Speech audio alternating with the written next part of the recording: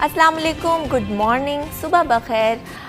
एक नई मुस्कुराती सुबह के साथ आपको वेलकम करते हैं सिटी एट 10 में। उम्मीद है आप सब लोग खैरियत से हैं, ठीक ठाक हैं और यकीनन आपका जो वीकेंड है वो बहुत अच्छा गुजरा होगा और भरपूर तरीके से आपने एंजॉय किया होगा, क्योंकि मुसलसल ये पाकिस्तान की 5वीं फतह है वर्ल्ड कप T20 में।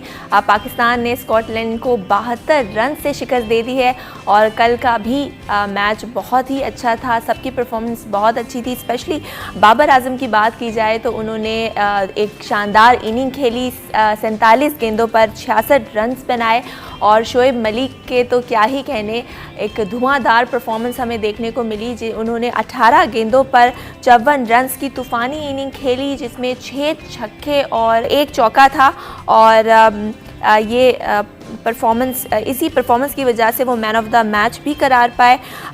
सबसे इम्पॉर्टेंट बात कि पाकिस्तान अब तक वो वाहिद टीम है वर्ल्ड कप T20 में जिसने सारे मैचेस जीते हैं। 5 मैचेस खेले और 5 जीते, नाकाबिले शिकस्त रहा। और इससे इम्पॉर्टेंट बात ये भी है कि न्यूजीलैंड ने भी बहुत अच्छा कल खेला और 8 विकेटों से अफ़गानिस्तान को शिकस्त दी और इंडिया जो है वो वर्ल्ड कप T20 से बाहर हो गया है। और आपको बताएंगे कि जो अब सेमीफाइनल है 10 नवंबर को जो है वो न्यूजीलैंड और इंग्लैंड का मैच होगा और 11 नवंबर को जो है वो पाकिस्तान और ऑस्ट्रेलिया सेमीफाइनल में आमने सामने होंगे। और जिस तरह पाकिस्तान का एक टीम वर्क हमें नज़र आ रहा है और कल बाबर आजम ने भी कहा कि ये जो कामयाबी मिली है ये एक टीम वर्क का नतीजा है। उम्मीद है और हम दुआ भी करते हैं कि पाकिस्तान सेमीफाइनल भी जीते और इंशाल्लाह ट्रॉफ़ी पाकिस्तान आए। इसको हम अलग से डिस्कस भी करेंगे। चलते हैं आज की टॉप स्टोरीज़ की जानिब, देखते हैं आज क्या डिस्कस करने वाले हैं।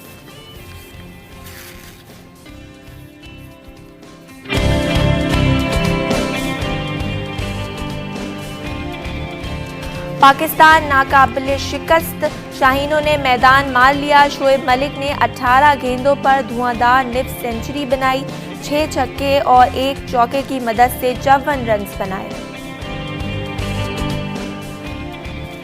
बचत बाजारों में भी महंगाई का राज, सस्ती अशिया ज़रूरिया की तलाश में आने वाले मायूस लौटने पर मजबूर।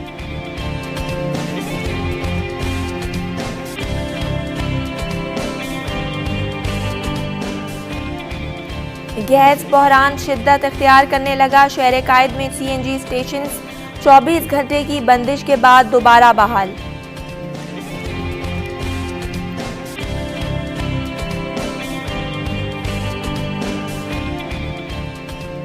हुकूमत पेट्रोल की कीमतों में 60 रुपये फ़ी लीटर कमी करे वरना ताजिर और अवाम सड़कों पर आने पर मजबूर हो जाएंगे। ऑल ताजिरान सिंध इत्तेहाद के चेयरमैन ने वफाकी हुकूमत को खबरदार कर दिया। कौमी एयरलाइन ने एक अहम संग-मेल अबूर कर लिया, European union aviation safety agency के अहदाफ हासिल कर लिए।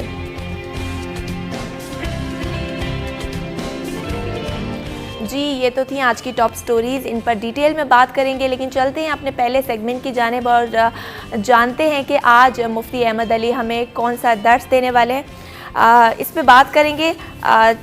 हमारे साथ स्टूडियो में मौजूद हैं अशरफ खान साहब, जो कि सीनियर रिपोर्टर हैं। उन्होंने भी हमें ज्वाइन कर लिया, उन्हें वेलकम करते हैं शो में। अस्सलाम वालेकुम अशरफ साहब, कैसे हैं आप? जी बिल्कुल ठीक, खुश हैं माशाल्लाह। पाकिस्तान ने 5 मैचेस खेले और एक वाहिद टीम रही है जो अभी तक नाकाबिले शिकस्त रही, क्या कहेंगे?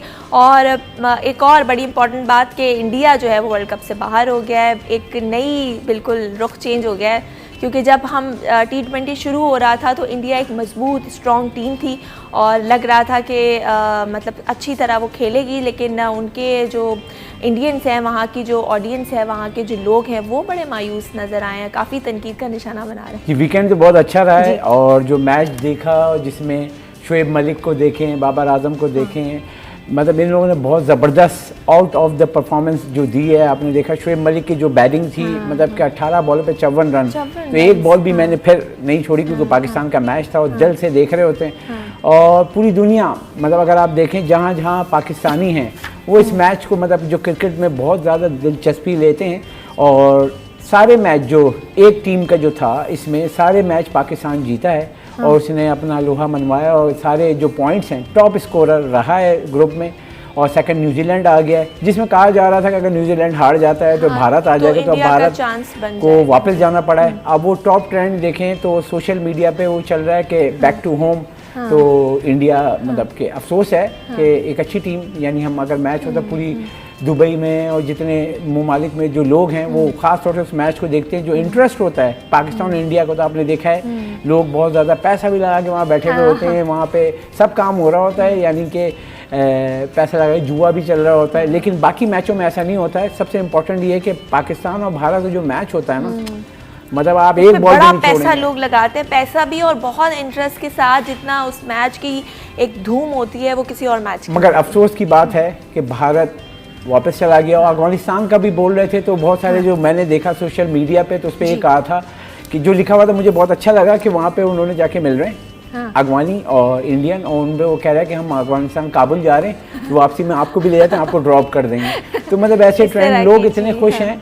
और क्योंकि पाकिस्तानी टीम ने परफॉर्मेंस जो है बहुत ज़बरदस्त दी है, और सारे मैचेस अगर आप देखें तो मज़ा भी आया। सबसे पहला मैच जो था याद रहेगा सबको, क्योंकि समझ रहे हैं सब यही कह रहे हैं कि जो हमारा T20 वर्ल्ड कप था वो पहला ही मैच था पाकिस्तान और भारत का, जिसमें आउट परफॉर्मेंस दी थी। उसके बाद सेकंड, थर्ड, फोर्थ, फिफ्थ में सारे मैचेस अच्छा, वो परफॉर्मेंस एक कंसिस्टेंसी के साथ इन्होंने दी है, तो वो एक बड़ी अच्छी बात नज़र आ रही है। दूसरा टीम वर्क हमें नज़र आया, कल बाबर आजम ने भी कहा जो कामयाबी है वो टीम वर्क का नतीजा है।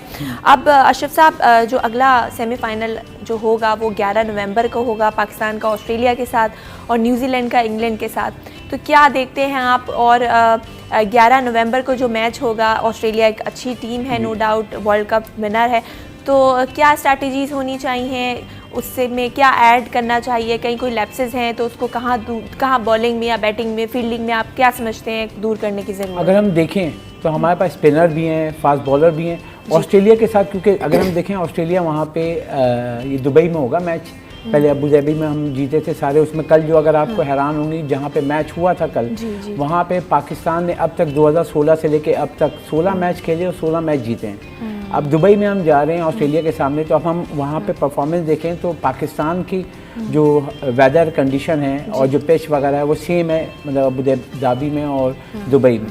तो पाकिस्तान की परफॉर्मेंस आपके सामने है 5 मैचों में। ऑस्ट्रेलिया वहाँ पे भी सेकंड नंबर पे रहा है जो परफॉर्मेंस में। अब ऑस्ट्रेलिया बहुत स्ट्रॉन्ग टीम है, जिसमें आपने फील्डिंग में देखें, बैटिंग में देखें, बॉलिंग में देखें, लेकिन इस वक्त पाकिस्तान भी जो आउट क्लास है, आउट ऑफ द परफॉर्मेंस दे रहा है। तो यानी कि एक बहुत ही तगड़ी टीम से सेमीफाइनल होगा, और दुआ होगी हमारी माशाल्लाह जो टीम जैसे चल रही है, पूरी जो वर्क पूरी टीम एक जैसा कर रही है, तो हमारी जो बैटिंग, बॉलिंग और फील्डिंग, क्योंकि ऑस्ट्रेलिया के साथ फील्डिंग बहुत इंपॉर्टेंट होगी, क्योंकि वो बहुत स्ट्रॉन्ग है। फील्डिंग में वो इतने स्ट्रॉन्ग है कि कैच वो ड्रॉप नहीं करते, चौके छक्का पूरी कोशिश होती है चौका रोकने की, मतलब जान लड़ा देते हैं वो। अब उसमें हमें परफॉर्मेंस जो है हमारी जैसे टीम की बहुत अच्छी गई है, तो परफॉर्मेंस पे होगा सारा। और जो सबसे इम्पोर्टेंट की फील्ड, क्योंकि बैटिंग हमारी बहुत अच्छी माशाल्लाह, बॉलिंग हमारी बहुत अच्छी रही, क्योंकि जब जब ज़रूरत पड़ी तो बॉलर्स ने आके टाइमली विकेट लिए।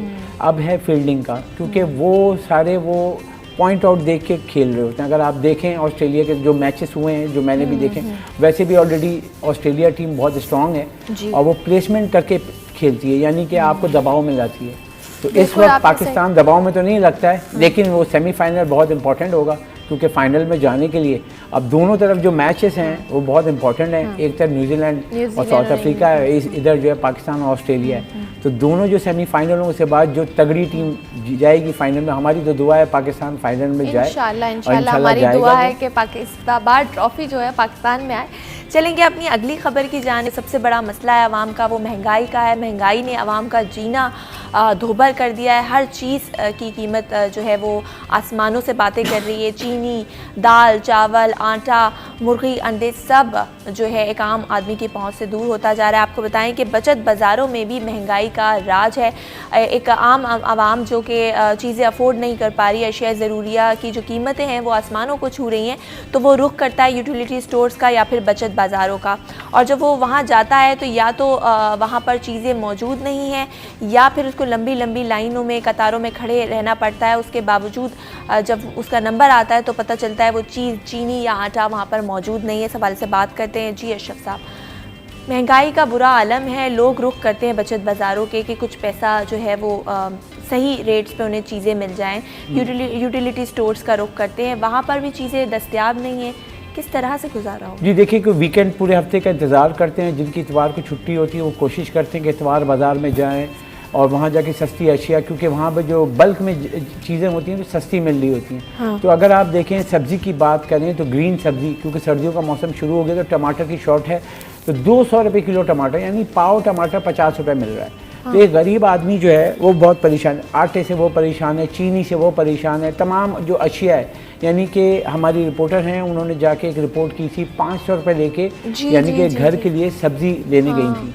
आप वो देखें कि वो सब काटते क्योंकि सब्ज़ी में सब चीज़ें चाहिए होती हैं, आलू प्याज जो घर में, उन्होंने कोई गोश्त वगैरह ये सब नहीं ख़रीदा था, सिर्फ उन्होंने सब्ज़ी ख़रीदी और 480 रुपये की सब्ज़ी आई, यानी कि बामुश्किल 2 वक्त का सालन बन सकेगा, सब्ज़ी का वो भी।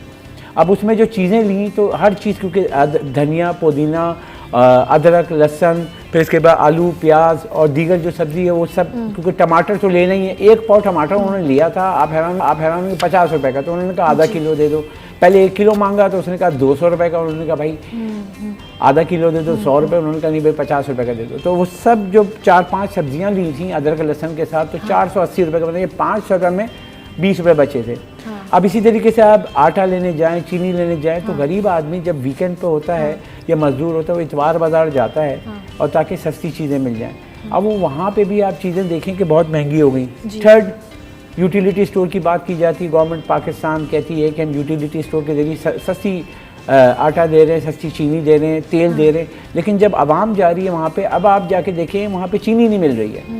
हुकूमत तो दावे कर रही है, लेकिन यूटिलिटी स्टोर पे जाके ख़रीदे तो सैटरडे को मैंने एक रिपोर्ट किया था और मैं बाज़ार में गया तो वहाँ पे मेरा लाइव था आटे के ऊपर के चक्की का आटे की अपडेट दे रहा, तो वहाँ पे आटा भी महंगा हो गया, छोटी चक्की यानी लाल आटा जो लेते हैं हम, वहाँ गया 87 रुपये केजी आटा चक्की का। अब वहाँ पे आसपास में लोग थे, जब मैं लाइव कर रहा था तो उसके बाद 2-4-5 पब्लिक जो है आवाम शहरी वो आ गए, उन्होंने कहा कि भाई आप इनसे बात करें, तो हमसे भी, मैंने कहा जी हम आप ही के लिए तो आए। जब उनसे बात हुई तो उसने बताया अपना कि मैं ड्राइवर हूँ और एक ड्राइवर की क्या तनख्वाह होती है गवर्नमेंट वाले बताएं। कह रहे मैं 22,000 रुपये मिलते हैं और मेरा मालिक जो अभी इतनी महंगाई हो गई है तो 3,000 रुपये मुझे किराए के देता है ताकि मैं वक्त पे आ जाऊँ, मतलब मालिक को दफ्तर जाने में देर नहीं हो। तो कह रहे 22,000 मिलते हैं और 3,000 मुझे घर से कोरंगी से यहाँ डिफेंस आने के लिए, वो डिफेंस का ही था, तो मिलते हैं। तो 25,000 में 3,000 तो कह रहा है किराए में चले जाते हैं। 22,000 मिलता है तो कह रहा है 22,000 में आप ये बताएं कि मेरे 4 बच्चे हैं, एक मियाँ बीवी हैं, अब ये कैसे हम खाना 3 वक्त का, कह रहा है 3 वक्त का मुश्किल है, किसी एक दिन हम खा लें। मतलब मैं जब वो बता रहा था चीज़ें, मतलब आप एक नॉर्मल खड़े होकर अगर आप सोचें, वो कह रहा है किराए का घर है, बिजली गैस पानी नहीं होता तो खरीदना पड़ता है, और उसके बाद जो है सारी चीज़ें, यानी कि आपको मतलब बुनियादी सहूलतें, इसमें से आप ऐसा भी नहीं कि कोई चीज़ माइनस कर सकें, मतलब जीने के लिए आपको बच्चे स्कूल जा रहे हैं उसकी भी फीस देनी है। अच्छा अशरफ साहब, आपने कहा कि चीनी का बहरान है, आटे का आपने बहरान की बात की, हुकूमत की बात की जाए तो हुकूमत की जानिब से ये कहा जा रहा है आपके जो नून लीग है या सिंध हुकूमत जो है और जो उनकी मिल्स हैं वहाँ पर चीनी प्रोड्यूस नहीं हो रही और जानबूझ के जो है इसकी शॉर्टेज की जा रही है ताकि मज़ीद चीनी महंगी हो। तो अगर ऐसा हो रहा है तो इसमें ये तो फिर इसका मतलब है आवाम की तो किसी को फ़िक्र नहीं है, सब अपना अपना फ़ायदा देख रहे हैं। देखें हुकूमत जब होती है ना, हुकूमत की एक रेट होती है, अब कोई भी चीज़ हो जब वो बनती है और बाज़ार में आती है तो हुकूमत का काम है कि वो प्राइस कंट्रोल मैकेनिज्म करे। नहीं, ये जो शॉर्टेज की जा रही है कि जो शुगर मिल जी वही मैं आपको बता रहा हूँ कि वो ये इल्ज़ाम लगा रहे हैं, इल्ज़ाम का काम नहीं है यहाँ पे, आवाम को सहूलत देना है। सहूलत के लिए क्या करना होगा आपको कि आपको प्राइस मैकेनिज्म करना होगा। अब वफाकी हुकूमत है, वफाकी हुकूमत के मातहती होती है ना सूबाई हुकूमत, आप उनको बोलो उनकी जो नीचे इदारे हैं वो जाके काम करें, वो काम नहीं करते हैं। अब प्राइस का और आप कह रहे हैं कि ज़ख़ीरा अंदोज़ी मिडिल मैन की बातें कर रहे हैं सब, तो आप ख़त्म करें ना। मतलब कौन आके ख़त्म, इस मुल्क में इस सिस्टम को ठीक करने कौन आई थी? तब्दीली सरकार आई थी, तो तब्दीली सरकार को तब्दीली करनी चाहिए थी ना। अब वो जो प्रोडक्ट है आप जाके देखें, चीनी 140 हमने चलाई खबर जो कराची में 160 तक पहुंच गई, मतलब आप 150 रुपए में एक मतलब कीमत इतनी तेजी से बढ़ रही थी, अब नीचे आना शुरू हो गई, जो एक्शन होना, जो डर खौफ से जो है कम होना शुरू। आपको ये पहले करना चाहिए, आप वेट कर रहे थे कि 150 रुपए की चीनी हो जाए। लेकिन अशरफ साहब हमने देखा कि एक तो चीनी महंगी है, लेकिन ये जो नाजायज़ मुनाफाखोरी शुरू कर दी लोगों ने, 140 रुपये से 160 रुपये, जिसका जो दिल चाह रहा है वो बेच रहा है, 160 रुपये तक चीनी गई है। तो ये इन लोगों की भी तो एक ज़िम्मेदारी है, और जो हुकूमत का कहना है, अगर जो शुगर मालिकान है या जो शुगर माफिया है या गंदुम माफिया है, हमने देखा 8 लाख टन गंदुम गायब हो गई। तो ये लगता नहीं कि हुकूमत को पहले ही एक महंगाई का सामना है, और जो अपोजिशन है या जो शुगर मालिकान है, ये जो आटा माफिया है, वो जानबूझ के ये क्रिएट कर रहे हैं और ज़्यादा महंगाई। जिससे देखिए हमें चक्कर में फंसाया जाता है, वफाक, सूबा और ये तो ये सारी हुकूमतें हैं ना। एक सिंपल सा सवाल है कि अगर मैं और आप बैठे हुए और हमें चीज़ें चाहिए तो हमें कौन प्रोवाइड करेगा? गवर्नमेंट का काम है सप्लाई डिमांड पूरी करना, यानी कि जो आपका आईन है पाकिस्तान है, जिसके लिए ओथ लेके असेंबली में आके बैठे हैं, इनका काम क्या है कि आवाम को तमाम अशिया, रोटी, कपड़ा, मकान, बिजली, गैस सब फराहम करना है। ये कुछ भी नहीं फराहम कर पा रहे। आप कोई चीज़ भी नाम लें, देखें फूड सिक्योरिटी किसे कहते हैं? पूरी दुनिया कहती है अपनी आवाम को, चाहे इंडिया हो, बांग्लादेश हो, फूड सिक्योरिटी होती है कि आवाम परेशान ना हो, उनको खाने पीने की चीज़ें बर वक्त मिलें।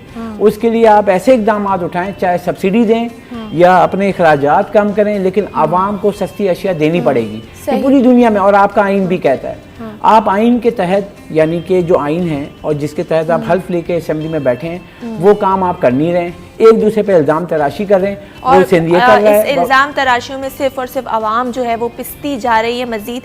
और बात कर गैस बहरान के हवाले से आपको बताएंगे कि 24 घंटे की बंदिश के बाद सीएनजी स्टेशंस खोल दिए गए हैं। इस पे बात करेंगे। सीएनजी की शॉर्टेज है, कभी सीएनजी स्टेशंस बंद कर दिए जाते हैं तो कभी घरेलू सार्फिन को गैस की बंदिश का सामना करना पड़ता है। इस हवाले से बात करेंगे, वजूहात के हवाले से बात करेंगे, क्या प्लानिंग की कमी है, गैस की शॉर्टेज है, इसकी क्या वजूहात हैं, किस तरीके से आगे आने वाले दिनों में इसको बेहतर किया जा सकता है। लेकिन इस ब्रेक के बाद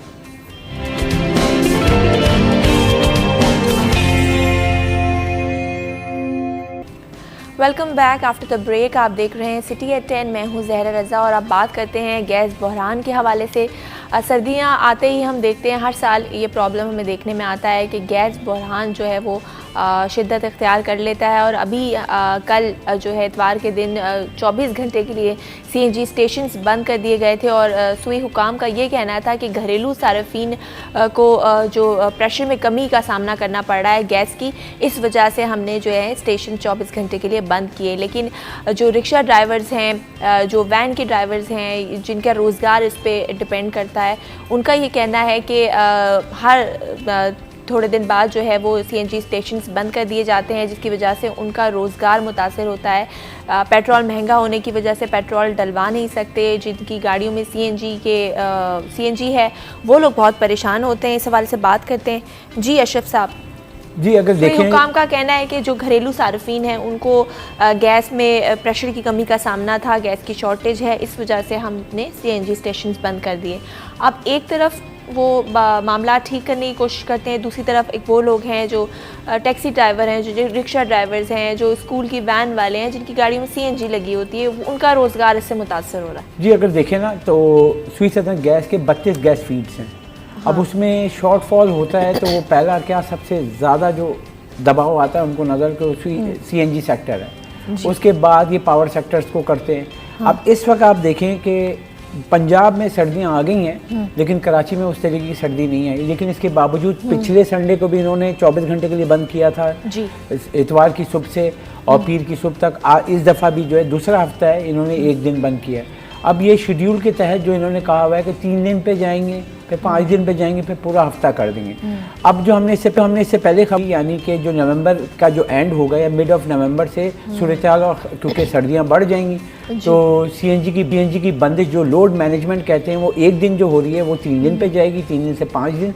फिर दिसंबर उसमें जो सर्दियाँ और हो जाएंगी तो गैस शॉर्टफॉल होगा तो पूरे महीने के लिए भी बंद कर सकते हैं। अब ये जो सूरत-ए-हाल देखें कि पेट्रोल की प्राइस, 1 लीटर पेट्रोल आप जाके लें 146 रुपये का है, गैस की बात करें, गैस भी सस्ती नहीं है। गैस 1 kg जो है 180 रुपये की, 185 रुपये की जगह जगह शहर में मिल रही है। लेकिन वो माइलेज ज़्यादा कर अब जाती है। माइलेज तो कर रहा है, लेकिन आप जाके अगर लें, जैसे रिक्शा ख़वातीन जाती हैं कि बाज़ार जाना है, कि बच्चों को स्कूल लेने जाना है, या कोई गरीब आदमी को कहीं अपनी फैमिली के साथ जाना है, तो इतना ज़्यादा किराया ले रहे हैं तो आप परेशान हो जाएंगे। यानी कि एक डिस्टेंस अगर 10 किलोमीटर का, तो आप हैरान होंगी। अगर रिक्शा, टैक्सी तो आप छोड़ दें, अब कि आदमी इस्तेमाल करें, रिक्शे की बात करें तो सिर्फ उसके पास क्या बहाना होता है कि पेट्रोल महंगा हो गया, CNG बंद है, और वो इतनी ज़्यादा किराया बोलता है कि 10 किलोमीटर के अंदर यानी कि वो 8 किलोमीटर या 7 किलोमीटर के हिसाब से वो इतने पैसे बोलते हैं, बंदा परेशान। 350-400 रुपये।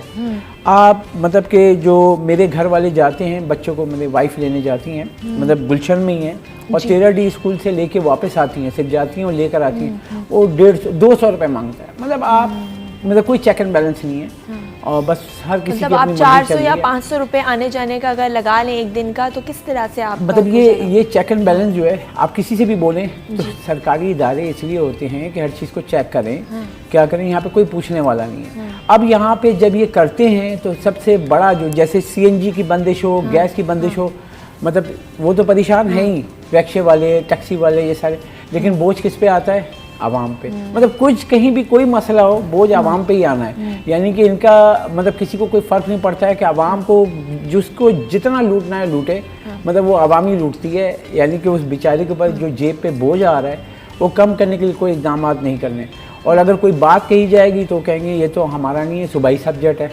मतलब सूबाई सब्जेक्ट है तो अब गैस तो वफाक दे रही है, अब वो प्लानिंग ऐसी करे वफाक। ये इतना मिसमैनेजमेंट आप क्या समझते हैं अशरफ साहब? क्या हर जगह जो लोग ऐसे हैं, इनकॉम्पिटेंट लोग हैं, हर जगह रिसोर्सेज का फुकदान हमें नज़र आता है, प्लानिंग नहीं है, स्ट्रेटजीज़ नहीं बनाते, पहले से हमें पता है कि सर्दियाँ आने वाली हैं, तो आप प्री प्लानिंग करें, तो उसके बाद अगर शॉर्टेज भी है डिमांड सप्लाई की, तो एक हद तक मैनेज हो सकता है। तो कहाँ आपको लगता है? देखें ना, ये चीज़ें नाअहल और ये सारी चीज़ें हम नहीं कह रहे हैं, आला अदलिया भी कह चुकी है, तमाम इदारे नाअहल लोग बैठाए में, और वो अदालत ही कहती है ना।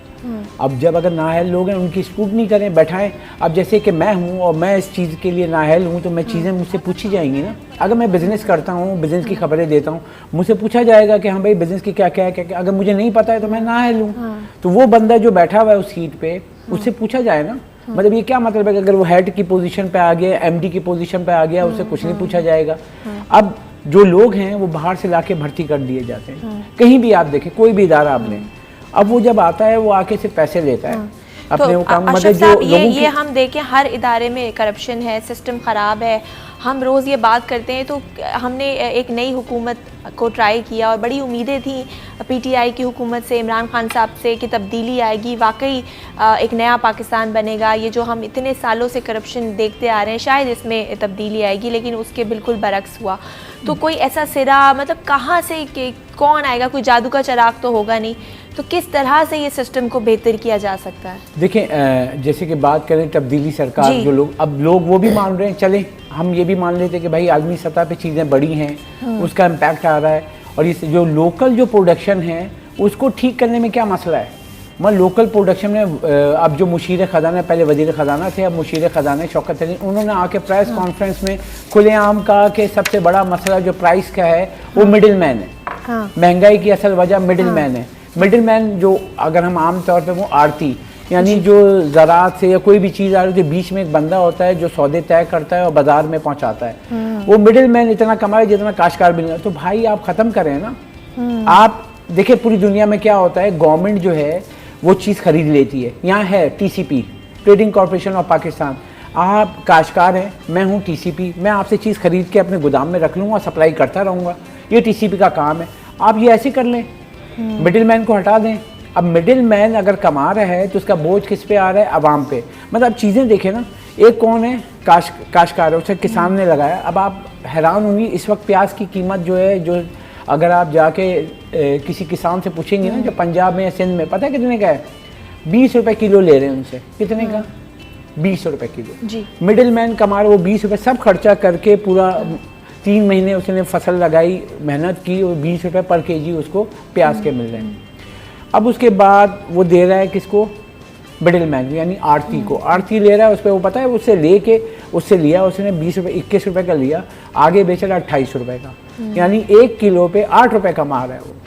8 रुपये से फिर वो आता है कहाँ, सब्जी मंडी पे, सब्जी मंडी वाला कमा रहा है। सब्जी मंडी से कौन आता है, सब्जी फरोश जो ठेले वाले जो बाजार में घूम रहे हैं। तो यानी कि वो 20 रुपए की चीज़, पता है आपको प्याज कितने का मिल रहा है, 60 रुपए का। तो कितना बोझ आया आवाम पे, 40 रुपए का। तो ये ठीक करना किसका काम है, मिडिल मैन का किरदार मेरे ख्याल है बीच से खत्म करें ना। ये गवर्नमेंट देखिए कैसे होगा। मैंने फिर वही मशवरा दिया, मैंने उनको भी बोला था कि भाई अगर आप ख़त्म तो टीसीपी को बोलें खरीद के सप्लाई कर दें। बहुत सिंपल सा फार्मूला, कोई मुश्किल नहीं है। अब इसमें आप वफाक, सूबा, लोकल इंतज़ामिया सिस्टम है, अगर नहीं है सिस्टम आप बना लें। मतलब ये आपका काम है ना। वफाक जब आप बता रहे हो कि महंगाई की असल वजह, असल जड़ मिडिल मैन है, मिडिल मैन ख़त्म कर दें। अब मिडिल मैन इनको ख़त्म नहीं करना है।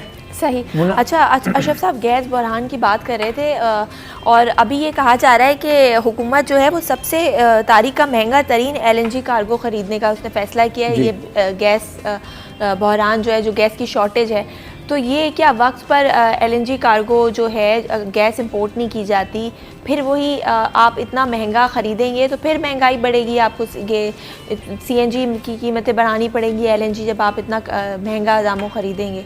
जी, 2 टर्मिनल हैं। हाँ। और एक है एंग्रो LNG टर्मिनल और दूसरा है पाकिस्तान LNG टर्मिनल। जी। एंग्रो LNG टर्मिनल का जो मुआहिदा हुआ हुआ है वो कतर से हुआ हुआ है। हाँ। जो हमें रोज़ की 600 MMCFD गैस देता है। सही। तो कतर से जो मुआहिदा हुआ हुआ है वो पुराना हुआ हुआ है, तो वो रेट जो है हमें उसका मसला नहीं है। लेकिन जो दूसरा 600 MMCFD दे रहा है Pakistan LNG terminal, private company है, वो जाके ओपन बिड से खरीदती है, यानी कि ओपन मार्केट से खरीदती है। ओपन मार्केट में क्या है, दुनिया खुली है तो उसकी जो LNG की प्राइस है तेज़ी से बढ़ी है। अभी जो मैं आपको बताऊं कि जो नवंबर के लिए जो हमने विंडो के लिए खुली है, जो $30 पे हमने खरीदा, $30.05। मतलब ये बुलंद तरीन सतह है। ठीक है, हमने इतनी महंगी LNG जब से हमने LNG का काम शुरू किया है, यानी कि हम मंगा के काम कर रहे हैं, उससे लेके आज तक हमने इतनी महंगी, हमने $6 की खरीदी, $60 की खरीदी, $8।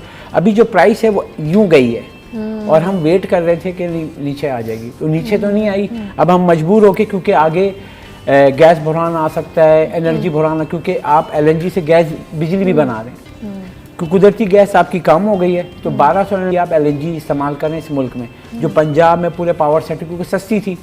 अब फ़र्क ये हुआ है कि आपकी जो मैंने अभी रिपोर्ट दी थी कि सितंबर में, ये जो अक्टूबर भी ख़त्म हुआ है, सितंबर में आपको पता है LNG की कीमत में कितना इजाफा हुआ है, 120%। यानी कि वो अगर जो पर किलोवाट जो बिजली उससे बनती थी 120% बढ़ गई है। अब जो इसका इम्पैक्ट देखें किस पे आ रहा है, आवाम पे। अगर ये बर वक्त खरीद लेते, इस वक्त आपने $30 के लिए, आपको इससे पहले खबर दी थी हमने, जो $22 की बिडें इन्होंने कैंसिल की थी, ऑर्डर थे वो मेरे ख्याल है इसलिए कैंसिल की थी कि अभी ये कीमत नीचे आएगी। वही गलत डिसीजन, अगर आपने सही वक्त कोई डिसीजन ले लिया होता तो आज हमें मजीद महंगाई का सामना $22 इनको महंगी लग रही थी, इन्होंने कहा वो नीचे आ जाएगी, इसलिए कैंसिल कर दिया, अभी और सस्ती हो जाएगी। वो रुकी नहीं भाई, 22 से 24 से $28 खड़ी रही है। उसके बाद अब एट दी एंड $30 से जब ऊपर गई, क्योंकि वो प्राइस बढ़ती जा रही है। अब आपने $30 पे खरीदा है, अब वो जहाज़ आएगा उसकी कॉस्टिंग पड़ेगी। अब यकीनन आप, क्योंकि ये आप आएगा जहाज़ नवंबर के लिए मंगा रहे हैं ना गैस, जब ये आएगा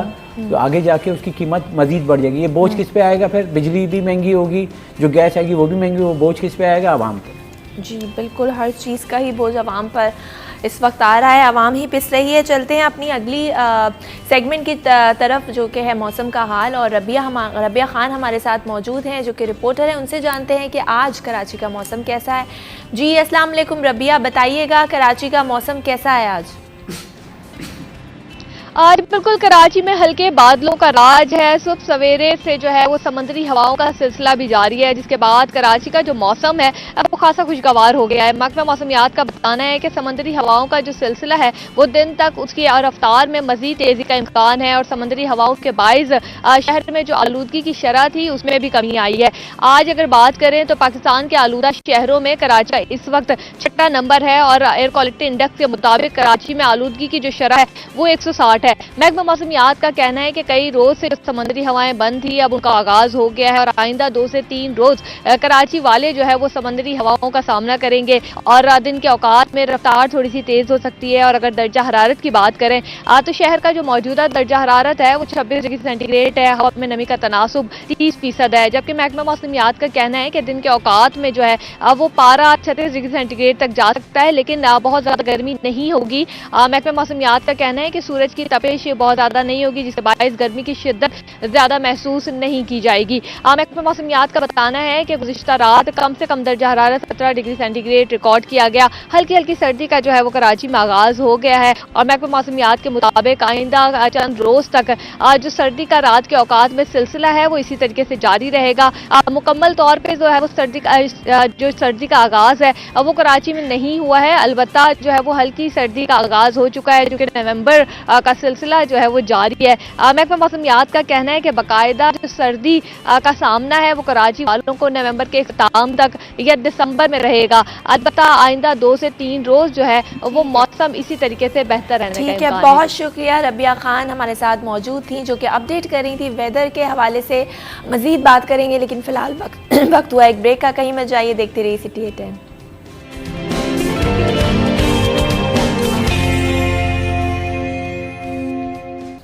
जी वेलकम बैक, आप देख रहे हैं सिटी 10 में हूँ ज़हरा रज़ा। चलेंगे अपनी अगली खबर की जानिब और बात करेंगे पेट्रोल प्राइसेस की। पेट्रोल प्राइसेस बढ़ गई, 145 रुपये फ़ी लीटर पेट्रोल इस वक्त फ़रोख्त हो रहा है, जिस पर जो है ऑल ताजिर जो सिंध इत्तेहाद के चेयरमैन हैं उनका कहना है कि अगर पेट्रोल की कीमत 60 रुपये फ़ी लीटर कम ना की गई तो वो लोग सड़कों पर आएंगे, आवाम सड़कों पर आएगी। सभी लोग इस वक्त सरापा एहतजाज नज़र आते हैं महंगाई के ख़िलाफ़, पेट्रोल की जो कीमतें हैं, और कहा जा रहा है कि मज़ीद भी बढ़ने का ख़दशा है। और इमरान खान साहब ने अपने जब ख़िताब किया कौम से तो उन्होंने बता दिया था कि पेट्रोल की कीमतें मज़ीद महंगी होंगी। जी अशरफ साहब। जी अगर देखें, चाहे ताजर हो, सनतकार हो, हर कोई ये मुतालबा कर रहा है कि जिस तेज़ी से इजाफा कर रहे हैं उसका इम्पैक्ट बहुत ख़तरनाक आएगा। जैसे कि अभी महंगाई की शरह की जो अभी हफ्तावार रिपोर्ट भी आई थी तो उसमें देखेंगे 9%, यानी कि पिछले साल के मुकाबले इस साल जो है हर चीज़ की अशिया 9% से बढ़ गई। अभी जो पेट्रोलियम मसनूआत की कीमतों में इजाफा हुआ है वो 6% के करीब पेट्रोल महंगा किया है। अब उसका इम्पैक्ट देखें, 6% बहुत कम नहीं है, इसका जो आगे जाके असर वो ज़्यादा आ जाता है। इसीलिए जो ताजरों की जानिब से कमी का मुतालबा किया जा रहा है कि बहुत ज़्यादा उनकी जो लागत है वो बढ़ गई है, क्योंकि डीजल भी बुलंद तरीन सतह पे, पेट्रोल भी बुलंद तरीन सतह पे। अब वो कोई चीज़ भी लेके दूसरी जगह प्रोडक्ट लेके जाते हैं तो उसकी cost, transport cost, moving cost वो बढ़ गई है। अब कराची में जो ताजर हैं वो इम्पोर्टर भी हैं, वो मंगा के फिर पूरे मुल्क में सप्लाई करते हैं तो उसकी जो कॉस्ट है वो भी बढ़ गई, क्योंकि कराची से माल पंजाब जाएगा या KPK जाएगा तो उसका जो ट्रांसपोर्ट कॉस्ट है बहुत बढ़ गई है, क्योंकि डीजल इस्तेमाल होता है ट्रक में। अब उन्होंने किराए बढ़ा दिए हैं और उसका जो इम्पैक्ट है वो बहुत ज़्यादा पड़ रहा है, क्योंकि प्रोडक्ट की कॉस्ट, क्योंकि अगर किराए बढ़ते हैं तो एक प्रोडक्ट तो अशरफ साहब ये पेट्रोल को कहीं ब्रेक लगेगा या ये मज़ीद महंगा होगा? क्योंकि जो इमरान खान साहब हैं उन्होंने तो कंपैरिजन भी किया इंडिया का, बांग्लादेश का, कि वहाँ 200 रुपये अभी भी पाकिस्तान, इस खत्ते में पाकिस्तान वो वाहिद मुल्क है जहाँ पर पेट्रोल अभी भी सस्ता मिल रहा है। ये सस्ता है तो और महंगा क्या होगा? नहीं, अभी अगर देखा जाए तो इन्होंने टैक्सेस वगैरह कम किए हैं। IMF के पास ये गए हैं, अभी मुआहिदा हतमी शक्ल ले रहा है, जिस IMF ने 3 शराइत बोली हैं। बिजली महंगी कर दो, पेट्रोल पे जो टैक्स जो अपना वो है वो बढ़ा दो आप। अब इसमें पेट्रोलियम डेवलपमेंट लेवी जो है, जो नून लीग की हुकूमत जा रही थी, आखिर में उसने बढ़ा के फाइनेंस एक्ट में वो 20 रुपये था, बढ़ा के 30 रुपये पर लीटर, यानी पेट्रोलियम डेवलपमेंट लेवी 30 रुपये कर दिया। अभी गवर्नमेंट ले रही है 9 रुपये 40 पैसे, 30 रुपये तक ले सकती है। तो उसमें जो फाइनेंस एक्ट में जो चीज़ है उतनी की जगह मौजूद है। सेल टैक्स का रेट उन्होंने कम कर दिया। अगर आपको मैं बताऊँ, अगर पेट्रोलियम लेवी जो है 9 रुपये से बढ़ा के 15 रुपये का इजाफा करते हैं, 25 रुपये भी करते हैं, तो आप इम्पैक्ट देखें, पेट्रोल 15 रुपये अगले महीने तक बढ़ जाएगा, क्योंकि IMF के पास आपको जाना है, बिजली भी महंगी करनी है। तो ये जो प्रोडक्ट की कॉस्ट है जी, ये मजीद बढ़ने जा रही है। ये सस्ती नहीं होगी। मतलब आप डिमांड तो कर रहे हैं भाई कम होती है, क्योंकि आदमी मार्केट में भी ऊपर खड़ा हुआ है। डॉलर आपका थोड़ा सा नीचे आया है, 75 से 170 के करीब ट्रेड कर रहा है, लेकिन 170 रुपये की बुलंद सतह ही है। सस्ता नहीं है। इसको कम से कम जो हमारी जो सिचुएशन है पाकिस्तान में 150-160 होना चाहिए, जैसे कि मई में था। यानी आप 5 महीने 6 महीने की बात करें तो मई में आपका डॉलर 152 रुपये का था, अब 170-72 रुपये पे। तो जो कॉस्टिंग पड़ती है ये। अब यहाँ पे मुतालबा तो कर रहे हैं, नामुमकिन है 60 रुपये, क्योंकि वो मुतालबा करें अगर आ भी जाएँ तो 6 रुपये भी कम होता हुआ नज़र नहीं आ रहा है। सही, बहुत शुक्रिया अशरफ खान साहब, आपका प्रोग्राम में तशरीफ़ लाए और आपने अहम मालूमात जो है नाज़रीन को फ़राम की। चलते हैं अपने अगले सेगमेंट की जानिब जिसका नाम है एक दिन एक नेकी, और जानते हैं कि मुफ्ती अहमद अली आज हमें क्या पैगाम देने वाले हैं, क्या दर्स देने वाले हैं। इसके बाद लेंगे एक ब्रेक। नहमदुहु व नुसल्ली अला रसूलिहिल करीम, अम्मा बाद, वअन अनस रज़ियल्लाहु तआला अन्हु क़ाल क़ाल ली रसूलुल्लाहि सल्लल्लाहु अलैहि वसल्लम या बुनय्या इन क़दरता अन तुस्बिहा व तुमसिहा व लैसा फ़ी क़ल्बिका गश्शुन लि अहदिन फ़अफ़अल औ कमा क़ाल अलैहि सलातु वस्सलाम। आज का मैसेज और पैगाम ये है, अपने दिलों को खोट से पाक रखना। आज का मैसेज और पैगाम मैं अपने भाइयों से बहनों से ये करना चाह रहा हूँ कि अपने दिलों को खोट से पाक रखना। जैसे कि हज़रत अनस रज़ियल्लाहु ताला अन्हु से रिवायत है, वो फरमाते हैं अल्लाह के नबी सल्लल्लाहु अलैहि व आलिहि वसल्लम ने इरशाद फरमाया, या बुनैया, ए मेरे बेटे, इन क़दरता, अगर तू इस बात की ताकत रखता है कि तू सुबह और शाम इस हाल में करे, वलैसा फ़ी क़ल्बिका गश्शुन लि अहदिन, तेरे दिल में किसी के बारे में खोट ना हो। मेरे भाइयों, नमाज पढ़ना आसान है, हज करना आसान है, अपने दिलों को खोट से पाक रखना बड़ा मुश्किल काम है। और क़ुरबान जो है रसूल अकरम सल्लल्लाहु अलैहि व आलिहि वसल्लम की इस हदीस पर आपने ये नहीं फरमाया कि मुसलमान के लिए लि अहदिन इशारा कर दिया, तेरे दिल में किसी काफिर के बारे में भी खोट नहीं होनी चाहिए। और आप अलैहिस्सलातु वस्सलाम ने आखिर में इरशाद फरमाया, अगर तू ऐसा करेगा तो जन्नत में तू मेरे साथ होगा। मेरे भाइयों, अगर हम ये चाहते हैं कि जन्नत में रसूलुल्लाह सल्लल्लाहु अलैहि वसल्लम का साथ मिल जाए, तो इसका आसान तरीक़ा ये है, अपने दिलों को खोट से पाक रखना। अल्लाह मुझे भी आपको भी इस हदीस पे अमल करने की तौफ़ीक़ अता फ़रमाए। व आखिरु दावाना अनिल हम्दुलिल्लाहि।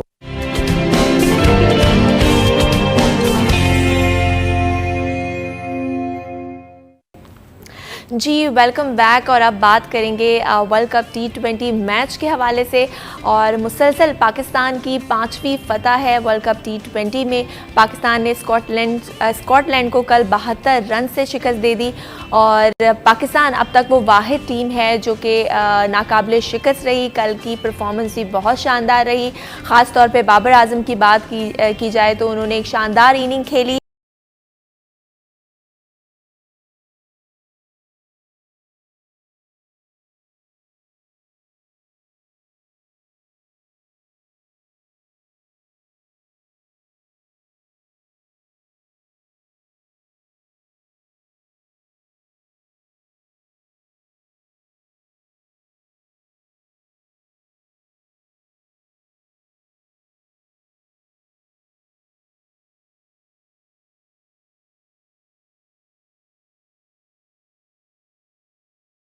वर्ल्ड कप T20 से बाहर हो गया है। तो एक तरफ पाकिस्तान जिस तरह से खेला है, जीता है, उसकी खुशी भी मना रहे हैं, तो दूसरी तरफ इंडिया के बाहर होने की खुशी भी मनाई जा रही है। और अब जो अगला मुकाबला है पाकिस्तान का सेमीफाइनल में, वो ऑस्ट्रेलिया के साथ होगा 11 नवंबर को, और 10 नवंबर को न्यूजीलैंड और इंग्लैंड की टीम जो है वो आमने सामने होंगी। इस हवाले से बात करते हैं। हमारे साथ मौजूद हैं फवाद मुस्तफ़ा साहब जो कि क्रिकेट एक्सपर्ट हैं। अस्सलाम वालेकुम फवाद साहब। जी वालेकुम अस्सलाम।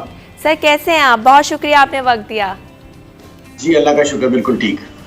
सर पाकिस्तान अल्हम्दुलिल्लाह जिस तरह उसकी परफॉर्मेंस है, एक कंसिस्टेंसी हमें नज़र आती है पहले मैच से लेकर अब तक, और कल का जो मैच था वो भी एक ज़बरदस्त मैच था। शोएब मलिक की स्पेशली बात की जाए तो उन्होंने 18 गेंदों पे 54 रन्स बनाए और मैन ऑफ द मैच का टाइटल भी अपने नाम किया। क्या कहेंगे कल ओवरऑल मैच की सूरत हाल के हवाले से? देखिए, अभी तक जितने भी मैच हुए हैं पाकिस्तान बहुत अच्छा खेला है, कंसिस्टेंटली परफॉर्म कर रहा है, हर प्लेयर परफॉर्म कर रहा है और अब हम नॉकआउट स्टेज में दाखिल हो गए हैं जहां पर गलती की गुंजाइश बिल्कुल नहीं होती और आप यहीं से आगे जाएंगे और यहीं से वापस जाएंगे। जो भी टीमें 4 पहुंची हैं वो, और अनफॉर्चुनेटली अफसोस की बात मेरी नज़र में ये है कि एशियन कंडीशंस में ये टूर्नामेंट हो रहा है जो सबसे ज़्यादा एशियन टीम्स को सूट करती है और सिर्फ वाहिद एशियन टीम पाकिस्तान इसके सेमीफाइनल में पहुंचा। हालांकि मेरी नज़र में या टूर्नामेंट से पहले ये ज़रूर था कि 2 से 3 टीम्स ज़रूर इसमें पहुंचेंगी, लेकिन उनकी बाकी टीमों की परफॉर्मेंस उतनी अच्छी नहीं रही। सो ये एक सवाल जरूर बनता है, लेकिन ओवरऑल की एक शानदार परफॉर्मेंस रही है और उम्मीद यही है कि कंसिस्टेंटली जिस तरह से परफॉर्म करते आ रहे हैं आगे की भी प्लानिंग यही रहेगी और अच्छी क्रिकेट कोशिश यही होगी कि जीतें और आगे बढ़े। सही, बिल्कुल आपने फवाद साहब ये जो बात कही कि पाकिस्तान वाहिद एशियन टीम है जो कि सेमीफाइनल में सेमीफाइनल के लिए जिसने क्वालिफाई किया, और बाकी बांग्लादेश की बात कर लें या इंडिया की बात कर लें, और एक इंडिया तो एक मजबूत टीम समझी जाती है। तो क्या आपको लगता है कि वजह क्या रही इंडिया की परफॉर्मेंस ओवरऑल बिल्कुल ख़राब नज़र आई? काफ़ी तनकीद का भी उनके जो मुल्क की आवाम है उनकी तरफ से तनकीद का निशाना भी बनाया जा रहा है। देखिए, मुझे लगा ओवर कॉन्फिडेंट और उनके ऊपर जो प्रेशर मीडिया का और उनके पॉलिटिशियंस का लोगों ने डाला। पहले तो वो कहते थे कि जी इस टीम से मैच ही नहीं खेलना, हमने वर्ल्ड कप हमें खेलना ही नहीं चाहिए। प्लस इतने सारे स्टार्स एक टीम में होते हैं, सो उनको एक करना, यकजा करना और अगली टीम को अपने से कमतर ना समझना, ये सारी चीजें इंडिया को नुकसान पहुंचा गई। और फिर जब वो उन्हें इतनी बड़ी शिकस्त पहले मैच में हुई तो वो उस प्रेशर से ये सारी वजूहात बनी और ये मुझे लगता है कि जो उनके साथ हुआ और जिसकी वजह से वो वापस टूर्नामेंट में नहीं आ पाए। सही सही। अच्छा फवाद साहब, अब पाकिस्तान का जो मैच होने जा रहा है वो ऑस्ट्रेलिया से है, एक स्ट्रॉन्ग मजबूत टीम है, स्पेशली फील्डिंग की बात की जाए, बॉलिंग बैटिंग सब बहुत अच्छी है। तो आप क्या समझते हैं पाकिस्तान की भी परफॉर्मेंस नो डाउट बहुत अच्छी है, टीम वर्क हमें नज़र आ रहा है, क्या हिकमत अमली होनी चाहिए? क्या आप समझते हैं कोई ऐसा पैटर्न जिसको चेंज करने की ज़रूरत हो?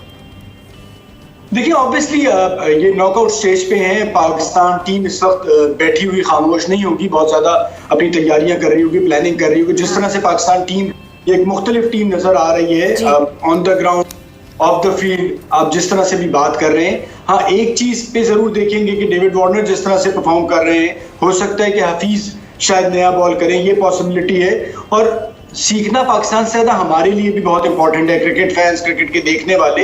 मैं सोशल मीडिया पे अभी भी देख रहा हूँ, आप ठीक है इंडियन टीम का आप मजाक उड़ा ले, जो करना है, क्रिकेट एक बड़ा जालिम खेल है और इसमें पता नहीं चलता कि एक दिन कहाँ है आप, अगले दिन कहाँ है। तो जिस तरह टीम आजिज़ी से परफॉर्म ये कर खेल रही है, हम भी क्रिकेट को क्रिकेट चाहिए, इतने मजाक ना उड़ाएं कि फिर अगले जब आपका मजाक उड़ाएंगे तो फिर देखना होगा। सो हमें खेल को खेल की तरह रहना चाहिए और टीम पे फोकस करें, दुआएं करें अच्छे तरीके से। एक ये बड़ा खेल ऐसा है कि एक दिन में बाजी पलटती है, एक दिन आपका खराब हो जाए और आप खुदा ना करे अगर हम सेमीफाइनल से आगे नहीं बढ़ पाते तो बराए करम इस टीम पे कोई इल्जाम तराशी ना की जाए। ये बहुत अच्छा खेली है, बहुत अच्छा खेल रही है और उम्मीद यही है कि आगे तक जाएगी। सो टीम से ज्यादा अपनी आजी से आगे बढ़ना चाहिए। बिल्कुल फवाद साहब, आपने सही कहा कि ये मैच है और इसमें कभी भी बाजी पलट सकती है। और अब जबकि पाकिस्तान हम देखते हैं कि 5 मैचेस जीता है, तो आप क्या समझते हैं? जीत ऑब्वियसली इंसान को कॉन्फिडेंस देती है, लेकिन कहीं ना कहीं एक प्रेशर भी बिल्डअप हो जाता है कि जब आपसे एक्सपेक्टेशंस इतनी हाई हो जाती हैं लोग कि आप मुसलसल सारे मैचेस जीत रहे हैं और फिर अगला मैच भी आपको ये सोचना है कि जीतना है, तो वो आप समझते हैं कि कहीं ना कहीं ये खुशी तो है, मोटिवेट भी करता है, लेकिन प्रेशर भी साथ साथ बिल्ड करता है? देखिए, प्रेशर मेरे ख्याल से सेमीफाइनल से ज्यादा पहले मैच का प्रेशर था जो अगेंस्ट इंडिया था। अच्छा। वो सबसे ज्यादा, इस सेमीफाइनल का इतना प्रेशर नहीं है। लेकिन आप कंसिस्टेंटली परफॉर्म कर रहे हैं। आप 3 मैच थोड़े से तगड़े थे as compared to last 2 matches. आपने उसके बाद लास्ट 2 मैचेस में थोड़ा सा आपके नर्व्स और ओवरऑल जो है बड़ा सुकून आ गया। यहाँ पर मेरी नजर में सिर्फ यही होता है कि जो इतने बड़े मैचेस होते हैं ना, बाज़ वक़्त देखा गया है माजी में कि हम पे बहुत ज्यादा प्रेशर डाल दिया गया है, मीडिया का भी, टीम का भी। और एक छोटी सी एग्जांपल अभी आपको दूंगा, जेवलिन थ्रो की अरशद नदीम की। अरशद नदीम अपना बेस्ट कर रहे थे और उम्मीद ये था कि वो ओलंपिक में ब्रॉन्ज मेडल ले लें, और शायद वो अपना बेस्ट जो उनका नेशनल था और उन्होंने क्वालिफाइंग राउंड में किया था वो करता है तो हो सकता था वो ब्रॉन्ज मेडल ले भी लेते। लेकिन उनपे फोन कॉल करके उनपे मीडिया का इतना प्रेशर आ गया कि जो अपना बेस्ट था वो भी वो नहीं कर पाए। सो सिर्फ इस हैंडल करना है और बहुत सुकून के साथ जाना है। जिस तरह से आप खेल रहे हैं उसी तरह से खेलना है, अपनी प्लानिंग और अपनी चीजों से हटना नहीं। हाँ जरूर आप प्लान ए भी बनाते हैं, प्लान बी भी बनाते हैं, और तो उन सब चीजों को ध्यान में रखते हुए आगे प्रेशर तो ज्यादातर दूसरी टीमों पे पाकिस्तान का इस वक्त है। सो आपने उस चीज को करना है कि आपने, और सबसे अच्छी बात यह कि हमने लास्ट 2 मैचेस में बॉलिंग भी बाद में करके देख ली, तो वो सारा प्रेशर है नहीं। और प्रेशर होता है कि जब हम डाउट क्रिएट होगा, जब हम सोचेंगे कि हम फेल हो जाएं, जिस वक्त हमारे जहन में आता है फियर ऑफ फेलियर जो है वो हमें हार की तरफ लेके जाता है। जब हमें डाउट नहीं रहता और हम पॉजिटिव और अपना बेस्ट करने की कोशिश कर रहे होते हैं तो बहुत कम होता है कि हमें शिकस्त हो। सो हमें इसी उसके साथ जाना चाहिए, जो हमारी स्ट्रेंथ है उस पर हम खेलें, और जो दूसरी टीम है उसकी जो वीकनेसेस है उनको देखें कि हम कहाँ पकड़ सकते हैं। और अगर कोई बहुत अच्छा वो कर जाते हैं तो भी हमारी तैयारी होनी चाहिए कि बहुत अच्छे से हम बेहतर और कितना अच्छा करें। सही सही। अच्छा फवाद साहब, अगर हम ऑस्ट्रेलिया और पाकिस्तान की हिस्ट्री देखें तो पाकिस्तान हमेशा ऑस्ट्रेलिया से अंडर प्रेशर होके खेला है, इंडिया के साथ भी यही है। मेरे ख्याल है मीडिया का और लोगों की एक्सपेक्टेशन इतनी ज़्यादा हो जाती है कि टीम पर प्रेशर आ जाता है, लेकिन इस बार उल्टा हम देख रहे हैं। तो क्या जो सामने वाली टीम है ऑस्ट्रेलिया, क्योंकि पाकिस्तान मुसलसल जीता है और जिस तरह बड़ी बड़ी टीमों से जीता है अच्छे मार्जिन से, तो ऑस्ट्रेलिया का प्रेशर, इस ऑस्ट्रेलिया की टीम पर इसका प्रेशर होगा? देखिए ऑब्वियसली आप एक टीम से खेलने जा रहे हैं जो बेहतरीन परफॉर्म करता हुआ आ रहा है, 5 के 5 मैच जीतता हुआ आ रहा है, तो फेवरेट तो वही है। तो आपने कुछ बहुत ही अच्छा करना, और आप उन कंडीशंस में खेल रहे हैं जो मुकाबिल टीम को या पाकिस्तान को ज्यादा सूट करती है। सो इस वजह से ऑब्वियसली ऑस्ट्रेलिया फील कर रहा होगा प्रेशर, नो डाउट पाकिस्तान पे भी होगा लेकिन ऑस्ट्रेलिया पे ज्यादा होगा कि उनको ये होना होगा कि आज कौन, अगर डेविड वार्नर ने अच्छा किया है सो उन्हें ये भी पता है कि हफीज उनके पास है, और वहीं यूएई में कितनी मुश्किलात है ऑस्ट्रेलियन टीम को पाकिस्तान ने दी थी माजी में। सो प्रेशर है नो डाउट कि नॉकआउट स्टेज पे आप गए हैं और आप जिस टीम से खेलने जा रहे हैं कि वो इस टूर्नामेंट की नंबर 1 टीम है, जो कंडीशंस हैं उसको सूट करती हैं। सो ऑस्ट्रेलिया की नजर टॉस पे बहुत ज्यादा होगी, और अगर पाकिस्तान टॉस जीत जाता है तो ऑस्ट्रेलिया को पाकिस्तान से ज्यादा झटका लगेगा इस मैच में। सही। और फवाद साहब ये भी जानना चाहूँगी आपसे कि अब एक बड़ा मैच है तो कहीं ना कहीं पाकिस्तान के अंदर भी कुछ लैप्सेस हमें देखने में आए हैं। एक हम लोग रन्स बहुत ज़्यादा देते हैं, एक्स्ट्रास बहुत ज़्यादा दिए हैं, तो इस पर थोड़ा काम करने की ज़रूरत है। और इसके अलावा आप क्या समझते हैं कौन सी ऐसी चीज़ें हैं जिसको बेहतर करने की ज़रूरत है आगे आने वाले मैच के लिए? देखिए मुझे सिर्फ एक चीज़ का थोड़ा सा खौफ है, वो ये है कि ऑस्ट्रेलिया पहली बैटिंग करे और वो 170-80 रन कर देता है, क्योंकि हमने 150 इसके करीब तो हम बहुत आसानी से चेज कर लेते हैं। सो हम बिकॉज रन तो बनते हैं, तो हम वो पैनिक ना कर जाएं कि 180 कर गया तो हम उस वक्त पैनिक ना कर जाएं, क्योंकि जो ओपनर हमारे जो हैं वो इस कंडीशन और इस सिचुएशन के लिहाज से तो बेहतरीन है कि बहुत आराम से स्टार्ट लेते हैं, लेकिन आखिर में आपको हर वक्त आपकी मर्जी की बॉलिंग और आसान बॉलिंग नहीं मिलती जिसपे आप 15-15 ओवर में या 20-20 रन ले सकें, ये इतना आसान नहीं होता। तो मुझे थोड़ा सा एक ये कमजोर एरिया लग रहा है, लेकिन बाकी अगर आप ओवरऑल देखें तो जी आप 90% हर चीज में सबसे आगे हैं, तो कुछ ना कुछ कमजोरी तो हर टीम की होती है। ये तो पॉसिबल है ही नहीं कि किसी भी टीम को किसी का उसका वीक एरिया ना ढूंढा जा सके। सही। अच्छा फवाद साहब, जब हम बैटिंग लाइन अपनी देखते हैं तो शुरू की जो 10 ओवर्स हम देख रहे हैं तो हम बड़ा स्लो उसके साथ खेलते हैं। मे बी शायद ये है उसके पीछे स्ट्रैटेजी कि पहले रन्स विकेट पे खड़ा रहना है और एक पार्टनरशिप होती है, तो वहाँ पर भी आपको लगता है कि कुछ इम्प्रूवमेंट की ज़रूरत है? देखिए असल में जिस किस्म की कंडीशंस है ना, वो मैं शुरू से ही कह रहा था कि सबसे ज़्यादा पाकिस्तान करती है, बिकॉज जिस किस्म की पाकिस्तान क्रिकेट खेल रहे हैं, ऑल्दो मॉडर्न डे क्रिकेट काफी चेंज हो चुका है, वो हम वही 80 की दिहाई की क्रिकेट खेल रहे होते हैं कि जी विकेट्स इन हैंड और आगे जाके आखिर में रन कर लेंगे। तो इन जगहों पे ये बड़ी कामयाबी से चल रही होती है और अभी तक अगर ये चीज सही चल रही है तो आप इसको साथ लेके चलेंगे। बस आपने ये ज़हन में रखना है पहली बारी करनी है तो कितना आपका टोटल ऐसा है कि जो बॉलर आपके सामने वाली टीम को रिस्ट्रिक्ट कर लेंगे, और अगर आपने दूसरी बारी करनी है तो आपके बॉलर्स को एक सर्टेन स्कोर पे सामने वाली टीम को रोकना पड़ेगा ताकि वो आप आसानी से बना सकेंगे। यही स्ट्रैटेजी अभी तक पाकिस्तान इसी के साथ चल रहा है और कामयाबी से आगे बढ़ रहा है। तो उम्मीद यही है कि सेमीफाइनल में भी इसी किस्म की सोच होगी और पाकिस्तान इसी तरह से आगे की मंजिल भी तय करेगा आसानी से। सही। और फवाद साहब ये भी बता दीजिए कि आइंदा, क्योंकि अभी तक पाकिस्तान ने ज़्यादातर टॉस जीता है और जीत के उन्होंने बैटिंग की, फिर बॉलिंग, दोनों चीज़ें जो है वो करी, देखा अपनी स्ट्रेंथ।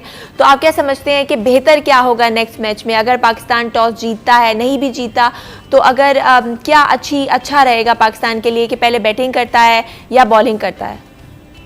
देखिए प्रेशर मैच है, अगर आप टॉस जीतते जैसा कि हम देख रहे हैं कि टॉस इंपॉर्टेंट रोल है, सो तो आप पहले कोशिश यही करेंगे कि बॉलिंग करें जो आपने इंडिया के अगेंस्ट किया था। सो मुझे तो यही है कि अगर टॉस जीते तो आप यही करेंगे, ऑस्ट्रेलिया जीतेगा वो भी यही करेगा। हाँ। सही, बहुत शुक्रिया फवाद मुस्तफ़ा साहब आपका, आपने हमें वक्त दिया। मज़ीद बात करेंगे, मौजू को प्रोग्राम में शामिल करेंगे, लेकिन इस ब्रेक के बाद कहीं मत जाइए, देखते रहिए सिटी एट 10।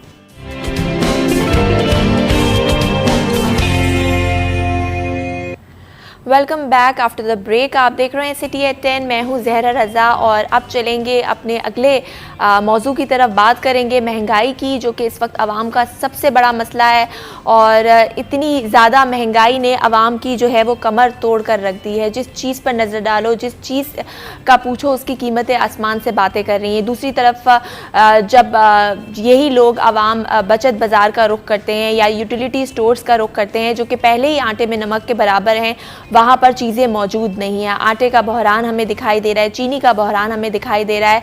एक आम आदमी का 2 वक्त की रोटी खाना बहुत मुश्किल हो गया है। एक आम आदमी किस तरह से अपना घर चलाए, किस तरह अपने बच्चों को पढ़ाए, किस तरह घर में राशन डलवाए, किस तरह अपने घर का चूल्हा जलाए, ये बहुत मुश्किल हो गया है।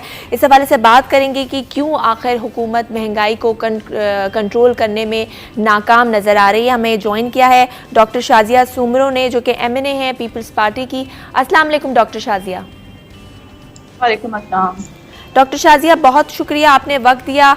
महंगाई इस वक्त सबसे बड़ा मसला है आवाम का, बहुत परेशान है आवाम। 2 वक्त की रोटी खाना, बच्चों को तालीम देना, उनकी सेहत की मामलात, ये सब एक आम आदमी के लिए बहुत मुश्किल होता जा रहा है। उसकी ज़िंदगी बहुत ही तंग होती जा रही है। क्या कहेंगी डॉक्टर शाजिया? हुकूमत की बात की जाए तो हुकूमत का कहना है कि इंटरनेशनल मार्केट में कीमतें ज़्यादा हैं। दूसरी तरफ कोविड का चैलेंज था जिसके बायस कीमतें जो हैं बढ़ी। पेट्रोल की बात की जाए तो वो भी आलमी मंडी में ज़्यादा है, इस वजह से चीज़ें महंगी हो रही हैं। दूसरी तरफ हुकूमत ने ये भी कहा है कल के जो है चीनी बहरान और आटे का जो बहरान है वो सिंध हुकूमत और जो पीपल्स पार्टी की जो शुगर मिल्स हैं और नून लीग की, वहाँ पर प्रोड्यूस नहीं हो रही। इस वजह से भी जो है चीनी की शॉर्टेज है और चीनी महंगी हो रही है। कितनी सही है ये बात? बिस्मिल्लाहिर्रहमानिर्रहीम। थैंक यू, आपने मुझे इतने इम्पोर्टेंट इस पे बात करने के लिए बुलाया। देखिए, सबसे पहले तो आपको पता चल रहा है इस गवर्नमेंट की जो नाअहली है, इनकॉम्पिटेंसी है, वो सिर्फ और सिर्फ इस वजह से है कि इस मुल्क में कॉमर्स मिनिस्टर जो हैं वो हमारे सिलेक्टेड और नाअहल वजीर आजम ही हैं, जिनके पास ना तो कोई फॉरेन पॉलिसी है ना कोई और दूसरी कोई पॉलिसी है। तो यही हालात होंगे जिस तरह से स्कैंडल्स आपने इनकी हुकूमत के आते ही आपने देखा कि दवाइयों का स्कैंडल, फिर गंदम का स्कैंडल, फिर चीनी का स्कैंडल, फिर रिंग रोड स्कैंडल, पेट्रोलियम मसनूआत का स्कैंडल। तो ये सारी चीजें जो ये कहते थे कि हम सादिक और अमीन हैं, तो इनके आते ही ये खुद तो सादिक और अमीन है, लेकिन इन्होंने अपनी माफिया को साथ रखा हुआ है जो इनके बिहाफ पे करप्शन कर रहे हैं और आराम से वापस चले जाते हैं। तो मेन चीज यही है कि अगर पाकिस्तान पीपल्स पार्टी अवाम के लिए बात करती है तो ये सबसे पहले टारगेट करते हैं पाकिस्तान पीपल्स पार्टी को और सिंध हुकूमत को, क्योंकि सिंध हुकूमत ने अपनी अवाम के लिए हर मुमकिन कोशिश की है कि हर चीज को कंट्रोल में किया जा सके। जैसे आपको पता है कि पाकिस्तान पीपल्स पार्टी की गवर्नमेंट रही थी 2008 से 2013 तक, तो उसमें 2010 में आपने देखा कि फ्लड भी आए थे और बहुत ज्यादा आर्मी मार्केट में कितनी महंगाई थी, कुछ भी था, पेट्रोल कितना महंगा था, सब कुछ था, लेकिन उसके बावजूद हमने अवाम पे बोझ नहीं डाला, किसी भी चीज की कीमत नहीं बढ़ाई, बल्कि हमने पेंशन भी बढ़ाई और लोगों की अवाम की सैलरीज भी बढ़ाई। अब देखें कि ये हालात है कि अवाम की सैलरी तो नहीं बढ़ रही, लेकिन सदर और वजीर आजम की हर बजट में सैलरी बढ़ रही है, क्योंकि उनका गुजारा जो है वो 2 लाख में भी नहीं होता है। अब आप सोचें कि अगर उनका 2 लाख में गुजारा नहीं हो रहा है तो आम अवाम जो डेली वेजर्स हैं या जिनको सिर्फ दिन के 200 या 500 रुपए मिल रहे हैं, अगर वो लेके घर वापस जाएंगे तो उससे वो क्या क्या चीजें ले सकते हैं? क्या वो अपने बच्चों को पढ़ाएंगे या अपने बच्चों के इलाज मुआवजे पे वो खर्च करेंगे? किस तरफ वो लेकर जाएंगे? वो तो अवाम को खुदकुशी की तरफ लेकर जा रहे हैं, जो खुद ये कहते थे कि मैं IMF में जाने से बेहतर है मैं खुदकुशी कर लूं। तो मैं समझती हूँ कि इस वक्त वजीर आजम साहब को ही खुदकुशी कर लेनी चाहिए ताकि 22 करोड़ अवाम जो है वो खुदकुशी से बच जाए। सही। तो ये अच्छा डॉक्टर शाजिया, मुझे ये भी बताइए, महंगाई तो उस वक्त पूरे मुल्क में आपने सबकी कीमतें आसमान से बातें कर रही हैं, लेकिन सिंध में तो पीपल्स पार्टी की हुकूमत है और आटे की अगर हम बात कर लें तो आटा सिंध में 80 रुपये किलो 85 रुपये किलो फ़रोख्त हो रहा है, जबकि पंजाब में 55 रुपये किलो फ़रोख्त हो रहा है। कल असद उमर साहब ने भी कहा कि सिंध में क्यों महंगाई कंट्रोल नहीं हो रही। क्या जो इनकी बातें हैं कि शॉर्टेज मसनूई शॉर्टेज की जा रही है, प्रोडक्शन कम हो रही है, क्या ये वजह है? सिंध में क्यों आटा 80 रुपये किलो मिल रहा है जबकि पंजाब में 55 रुपये किलो है? देखिए पंजाब में जो इनकी पॉलिसी है वो अगर पूरे पाकिस्तान के लिए बना दें, क्योंकि देखिए हर सूबे से गवर्नमेंट जो है वो गंदम लेती है, तो ये पॉलिसी की क्यों डिफरेंस है? पॉलिसी में क्यों डिफरेंस आ रहा है? क्या आपने KP में पता किया कि वहां पे कितना है, बलूचिस्तान में कितना है? ये सिर्फ टारगेट सिंध को क्यों कर रहे हैं, मुझे ये समझ में नहीं आती। यहाँ पे मैं ये समझती हूँ कि ये जो एक पॉलिटिकल रिवेंज है या पॉलिटिकल जो करना चाहते हैं, रिवेंज लेना चाहते हैं, ये सिर्फ वही कर रहे हैं कि किसी तरह से पाकिस्तान पीपल्स पार्टी इनके रास्ते से हट जाए और जो ये करना चाहते हैं वो करें, क्योंकि इस वक्त सबसे बड़ा जो हर्डल है इनके सामने वो पाकिस्तान पीपल्स पार्टी ही बन के खड़ी हुई है। क्योंकि आप बाकी सूबों के वज़राए आला को देखें, वो जिस तरह से जाते हैं और जी हजूरी करके वापस आ जाते हैं, लेकिन मुराद अली शाह साहब आज जाते हैं, उस इशू को जो अवामी इशू है उसको डिस्कस करते हैं और डिस्कस करने के बाद उन प्रॉब्लम्स को हाईलाइट करते हैं जो इस वक्त अवाम फेस कर रही है। लेकिन बात यही आ जाती है कि जब वो डिस्कस करते हैं और प्रॉब्लम्स को हाईलाइट करते हैं तो सिंध हुकूमत और पाकिस्तान पीपल्स पार्टी टारगेट बनती है। अब आप देखें कि इनका पहला सबसे बात ये आती है कि जो सिंध में शुगर मिल्स हैं वो बंद हैं, सिंध में जो आटा है वो महंगा है, सिंध में गंदम जो है वो हुकूमत नहीं ले रही है। तो ये सारी चीजें भाई आप लोग फेडरल गवर्नमेंट जो होती है वो एक माँ का किरदार अदा करती है, तो आप क्यों सिंध के लिए एक सौतेली माँ का किरदार अदा कर रहे हैं? आप क्यों नहीं? अच्छा डॉक्टर शाजिया, आपने कहा बिल्कुल सही आप कह रही हैं, और हम देख रहे हैं कि फेडरल गवर्नमेंट जो है वो सिंध हुकूमत पे तनकीद करती है, सिंध हुकूमत फेडरल गवर्नमेंट पे तनकीद करती है, लेकिन इसकी जो चक्की में है वो आवाम पिस रहे हैं मुसलसल, एक दूसरे पे हम लोग इल्ज़ाम तराशियाँ करते रहते हैं, लेकिन जो महंगाई का सामना है वो तो आवाम को। PDM के हवाले से भी बात करूँगी कि वो लॉन्ग मार्च करने जा रही है और कहा जा रहा है कि पहले जल्द से जुलूस होंगे, फिर एक मार्च होगी, लॉन्ग मार्च, जो कि दिसंबर में होगी। तो पीपल्स पार्टी जो कि अब PDM का हिस्सा नहीं नज़र आती, क्या PDM की शमूलियत उसमें पीपल्स पार्टी की शमूलियत होगी PDM में, क्योंकि एक बड़ी जमात है, कलीदी हैसियत रखती है, क्या कहेंगी इस हवाले से? देखिए आपने कहा ना कि अवाम पिस रही है उस चक्की में, तो पाकिस्तान पीपल्स पार्टी कभी भी अवाम को तकलीफ में नहीं देखना चाह रही। जब भी हम बार बार डायलॉग की बात करते हैं, बैठ के बात करने की बात करते हैं, पॉलिसी बनाने की बात करते हैं, अगर इस नाअहल गवर्नमेंट में इतने एफर्ट्स होते तो वो बैठती और कोई ना कोई पॉलिसी जरूर बनाती। तनकीद करना हमें भी पसंद नहीं है। दूसरी बात ये आपने की पीडीएम की, तो देखिए पीडीएम बहुत अच्छी बात है कि जलसे करेंगे, लॉन्ग मार्च करेंगे, सब चीजें करेंगे, लेकिन मैं ये सोच रही हूँ कि ये सारी चीजें पहले भी हुई थी, लेकिन जहां पे पाकिस्तान पीपल्स पार्टी के पीडीएम से रास्ते अलग हुए थे वो था एक ही मसला, वो था रेजिग्नेशन का जी। तो मुझे इनके इस स्केड्यूल में कहीं पे भी इस्तीफा नजर नहीं आ रहे। तो क्यों नहीं इन्होंने पीडीएम ने अपने इस्तीफाओं का जिक्र किया है कि हम जल्द से जुलूस भी करेंगे, लॉन्ग मार्च करेंगे, लेकिन हम पहले इस्तीफा देंगे उसके बाद हम लॉन्ग मार्च करेंगे। ये ऑप्शन उन्होंने क्यों नहीं दिया है? तो ये चीज होनी चाहिए थी जो उन्होंने पहले एक स्केड्यूल बनाया था और जिसपे पाकिस्तान पीपल्स पार्टी की तरफ से ये सजेशन गई थी। जनाब बिलावल भुट्टो ज़रदारी साहब ने ये कहा था कि इस्तीफा इस चीज का हल नहीं है। हम लोग कोई भी मैदान, चाहे वो पार्लियामेंट हो, चाहे वो सेनेट हो या बाहर, कहीं पे भी हम इस गवर्नमेंट को खुला मैदान नहीं दे सकते। हमने हर जगह पे इनके साथ मुकाबला करना है। तो उस वक्त तो पीडीएम एग्री नहीं हुई थी। अब वही स्ट्रेटजी है, लेकिन कहीं पे भी इस्तीफाओं का जिक्र नहीं है। तो मैं ये पूछना चाहूंगी प्रोग्राम के तवज्जुह से कि पीडीएम वाले क्या ये क्लियर कर सकते हैं कि वो इस्तीफा कब देंगे, ताकि हम आगे की उनके, और पाकिस्तान पीपल्स पार्टी ने कभी डायलॉग से मना नहीं किया, अगर वो लोग ऑफर करेंगे तो हम भी उसी एहतजाज का हिस्सा बनेंगे। लेकिन आपने देखा होगा कि पाकिस्तान पीपल्स पार्टी ने अभी मुल्कगीर एहतजाज किया, जिसपे हमारे नाकाम नाअहल वजीर आजम ने फौरन से आवाम से खिताब किया और एक तकलीफ पैकेज जो है वो अनाउंस किया था।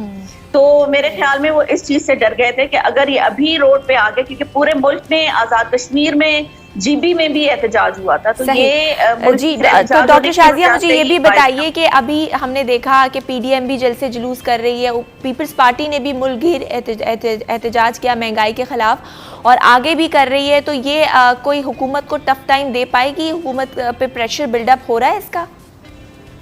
लेकिन जी हमने पहले भी यही बात की थी कि अपोजिशन में कोई भी प्रॉब्लम नहीं है, अपोजिशन यूनाइट है, लेकिन कहीं ना कहीं पहले भी हमने बात की थी कि 11 पार्टीज हैं, तो हर किसी की पार्टी पॉलिसी अलग होती है, लेकिन जो भी डिसीजन होता है वो पीडीएम के प्लेटफॉर्म पे ही होता था। तो लेकिन अब पाकिस्तान पीपल्स पार्टी चाहे पीडीएम का हिस्सा हो या ना हो, लेकिन being a opposition and responsible party of Pakistan, वो इस गवर्नमेंट को घर भेजने के लिए हर मुमकिन कोशिश करेगी और जितने एहतजाज हुए, रैली हुई, प्रोटेस्ट हुए, हम जरूर करेंगे ताकि गवर्नमेंट का बोरिया बिस्तर गोल कर सकें। सही, ठीक है, बहुत शुक्रिया डॉक्टर शाजिया सुमरो, आपने हमें वक्त मजीद बात करेंगे, लेकिन फिलहाल वक्त हुआ एक ब्रेक का। कहीं मत जाइए, देखते रहिए सिटी 10।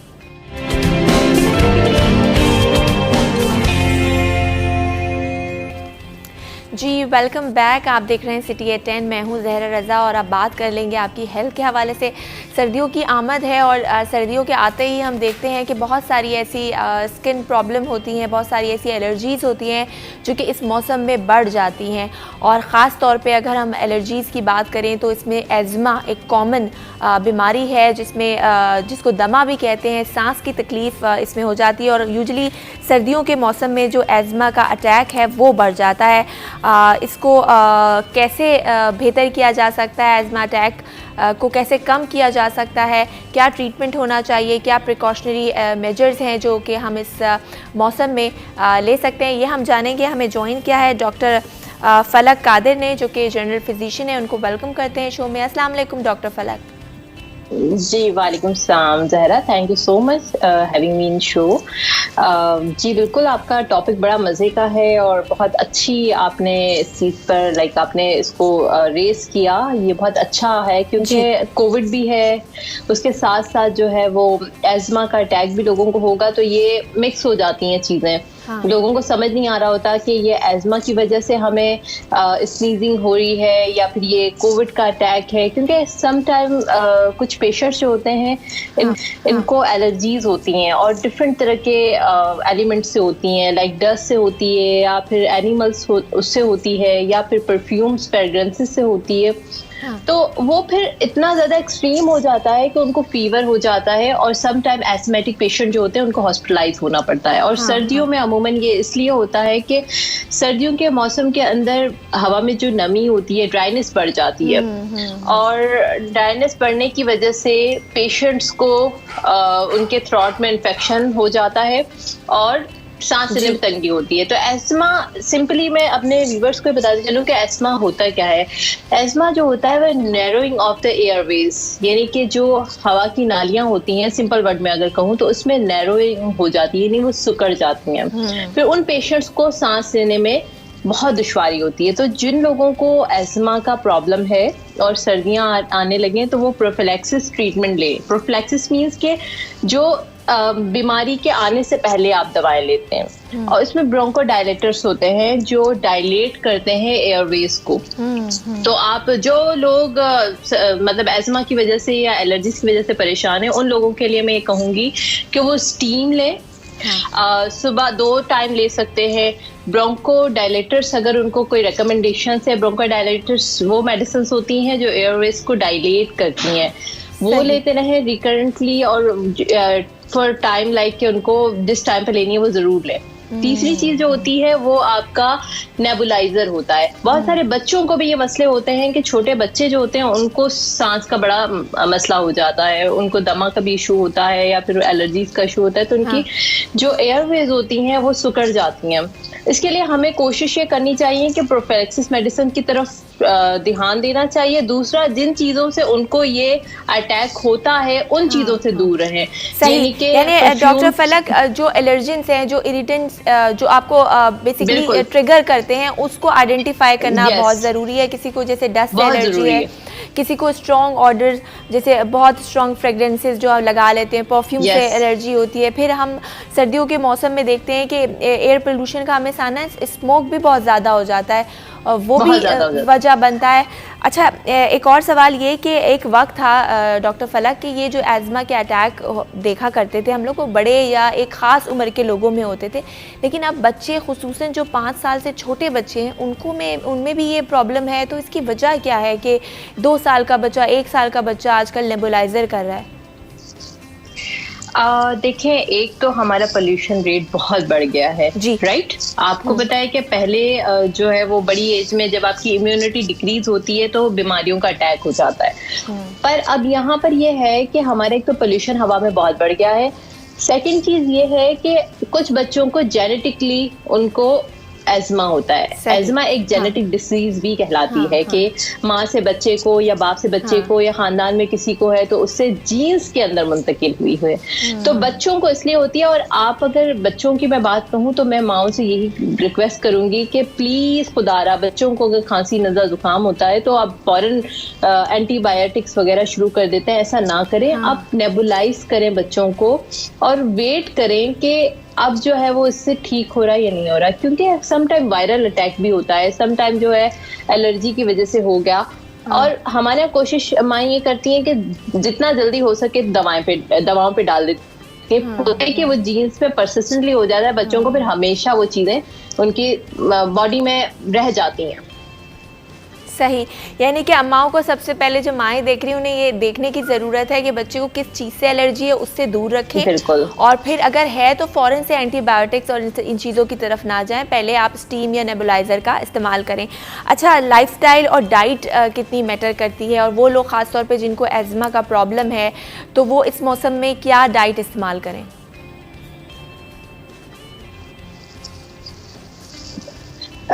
जी ज़हरा सुन सकती हैं? जी जी, मैं आपको सुन सकती हूँ। जी जी, मेरे ख्याल है कनेक्शन। जी डॉक्टर फलक, आप सुन सकती हैं मुझे? जी जी, मैं सुन सकती हूँ। जी ज़हरा, आप सवाल प्लीज रिपीट। हाँ, मैं कह रही थी कि जिन लोगों को एज़मा का प्रॉब्लम है और सर्दियों के मौसम में उस अटैक से बचने के लिए लाइफस्टाइल क्या चेंजेस करने के थे, प्लस डाइट में आपको क्या चीज़ें लेनी चाहिए और क्या चीज़ें अवॉइड करनी चाहिए? बिल्कुल, बहुत अच्छा आपका सवाल है। एज़मा के पेशेंट्स को कोशिश ये करनी चाहिए कि वो एक तो सर्दियों के मौसम में ठंड से अपने आप को बचाएं, ठीक है? और दूसरा ये कोशिश करनी चाहिए कि वो जब भी बाहर जा रहे हैं तो डस्ट से उनको ज़ाहिर सी बात है सामना करना पड़ता है, तो मास्क का इस्तेमाल करें, ठीक है? और स्टीम को अपना एक रेगुलर बना लें कि स्टीम उन्होंने लेनी है। डाइट में उनको वो चीज़ें लेनी चाहिए जो उनको स्प्यूटम क्रिएट ना करें, यानी ऑयली चीज़ों से उनको अवॉइड करना चाहिए। फ्रेश फ्रूट्स, फ्रेश जूसेस, ये चीज़ें लेनी चाहिए। अदरक का इस्तेमाल करें, लाइक आप एक होता है ना कहवा बना लें, कहवा बना के पिएं, उसके अंदर आप अदरक डाल लें, या फिर आपको चाय में जो भी चीज़ समझ आ रही हो वो आप इस्तेमाल करें। ऐसी चीज़ें ना खाएं ऑयली, या फिर जो चीज़ों से आपके गले में प्रॉब्लम हो रही होती है, क्योंकि वो आपको कि उस मेटल को ज़्यादा ख़राब करी होती हैं। तो उन ऑयल वगैरह से और इन चीज़ों से थोड़ा अवॉइड करें, और जो सूदिंग एजेंट्स होते हैं ना, सूदिंग एजेंट्स का इस्तेमाल करें। और साथ में डाइट तो फिर भी इतना ज़्यादा रोल नहीं प्ले करी होती जितना आपका लाइफ स्टाइल, यानी कि डस्ट और इन चीज़ों से अवॉइड करने से ही। मास्क का इस्तेमाल आप ज़रूरी बना लें, आप तो वैसे भी हर कोई मास्क पहन रहा है, तो एज़मा वाले पेशेंट्स जो है ना वो मास्क का इस्तेमाल रखें, जानवरों से थोड़ा दूर रहें, बहुत ज़्यादा डस्ट से दूर रहें, तो इंशाल्लाह उनकी सर्दियाँ अच्छी गुजर जाएंगी। सही सही। अच्छा डॉक्टर फलक, ये भी मुझे बताइए कि जो लोग स्मोकिंग करते हैं, एक तो वो अपना नुकसान कर रहे होते हैं, लेकिन जो उनके आसपास लोग हैं, खुदा न खास्ता किसी बच्चे को एज़मा का प्रॉब्लम है और उनके घर में कोई स्मोकिंग करता है, तो वो भी ट्रिगर कर सकता है बच्चे को। एग्जैक्टली। देखें, आपको पता है स्मोकर जो है जितना अपने लंग्स को डैमेज कर रहा होता है, उतना ज्यादा पैसिव लोगों को कर रहा होता है, क्योंकि आप जितना धुआं अपने अंदर तो डाल रहे हैं, इनहेल करिए, पर आप बाहर भी निकाल रहे हैं। तो जो लोग उनके साथ रहते हैं वो उतना ही जो है वो विक्टिम बन रहे होते हैं जितना वो सेल्फ खुद को बना रहा होता है।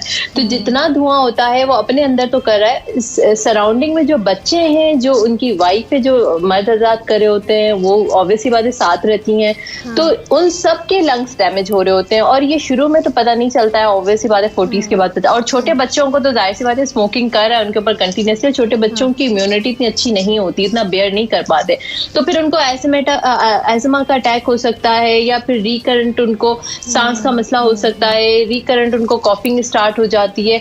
एक और चीज आपके प्रोग्राम के तवज्जो से मैं यहाँ पे ऐड ऑन करना चाहती हूँ कि हम जो घर में कॉइल यूज करते हैं मच्छरों को भगाने के लिए, बहुत सारी माएँ यूज करती हैं बच्चों वाले घरों में, तो प्लीज खुदारा उसको भी आप ना इस्तेमाल करें इस तरीके से, क्योंकि उसमें धुआं बहुत ज्यादा होता है। और छोटे बच्चों के जो छोटे बच्चे होते हैं वो इस चीज को बर्दाश्त नहीं कर पाते, और फिर उनको सडनली उनका सांस बंद हो जाता है, या फिर उनको सांस में तकलीफ होती है। तो ये स्मोकिंग वाली जितनी चीजें, यानी स्मोक जिससे क्रिएट होता है, उन सब चीजों से अवॉइड करना चाहिए, क्योंकि पैसिवली आपके लंग्स को बहुत बुरे तरीके से डैमेज कर रहा होता है।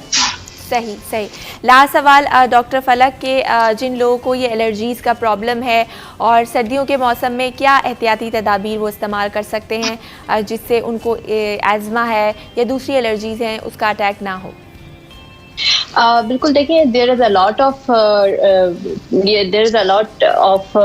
यानी कि बहुत सारी, मैं आपको बता नहीं सकती एलर्जीज कितनी होती है। स्किन भी हो सकती है, आपको आपकी सांस की भी हो सकती है, एनाफिलैक्टिक शॉक्स हो सकते हैं, कोई डाइट एलर्जीज हो सकती हैं, तो बहुत